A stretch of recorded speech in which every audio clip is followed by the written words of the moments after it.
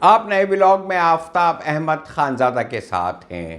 امریکہ کے شورائے آفاق میں برادران نے اعلان کیا تھا کہ ہمارے ہاسپٹلز کے نصف سے زائد بستر اعصابی مریضوں سے بھرے ہوئے ہیں، لیکن پوسٹ مارٹم کرتے وقت جب کسی طاقتور خوردبین کی مدد سے ان لوگوں کے اعصاب کا معائنہ کیا جاتا ہے تو اکثر حالات میں ان کے اعصاب اتنے ہی صحت مند اور تندرست نظر آتے ہیں جس قدر کسی پہلوان کے۔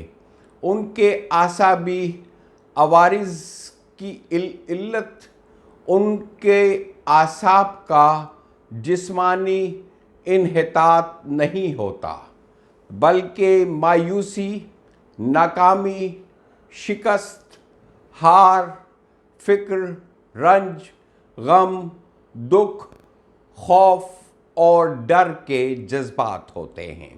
یہ میو برادران کی ریسرچ تھی۔ افلاطون کہتا ہے ڈاکٹر کی سب سے بڑی غلطی یہ ہے کہ وہ ذہن کی طرف توجہ دیے بغیر جسم کا علاج کرنے کی کوشش کرتے ہیں، لیکن جسم اور دماغ کو ایک دوسرے سے الگ نہیں کیا جا سکتا اور نہ ہی ان کے ساتھ علیحدہ سلوک کیا جا سکتا ہے۔ پریشانیوں اور تفکرات کے متعلق ڈاکٹر کارل مینیگر نے ایک شاندار کتاب لکھی ہے جس کا نام انسان اپنا دشمن آپ ہے۔ وہ اپنی کتاب میں ان حیرت انگیز حقائق کا انکشاف کرتے ہوئے کہتے ہیں کہ جب آپ مہلک جذبات کو اپنی زندگی پر غالب آنے دیتے ہیں تو اس وقت آپ اپنے ساتھ کیا دشمنی برت رہے ہوتے ہیں۔ اگر آپ یہ چاہتے ہیں کہ جو جذبات آپ کے خلاف کار فرما ہیں آپ ان کا خاتمہ کر ڈالیں تو آپ اس کتاب کو ضرور پڑھ لیں۔ آپ اس بات کو ہمیشہ ضرور یاد رکھیں جو ولیم جیمز لکھتا ہے کہ خدا ہمارے گناہ بخش سکتا ہے لیکن اعصابی نظام کبھی ہمیں معاف نہیں کرتے۔ یہ ایک کھلا بلکہ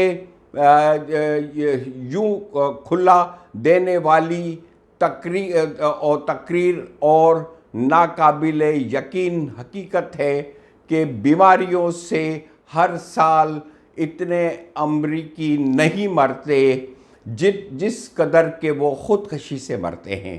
کیوں؟ اس کا جواب ہے پریشانیاں اور الجھنیں، کیونکہ پریشانیاں اور الجھنیں قطرہ قطرہ آپ کے اوپر پانی ٹپکنے کے مانند ہوتی ہیں۔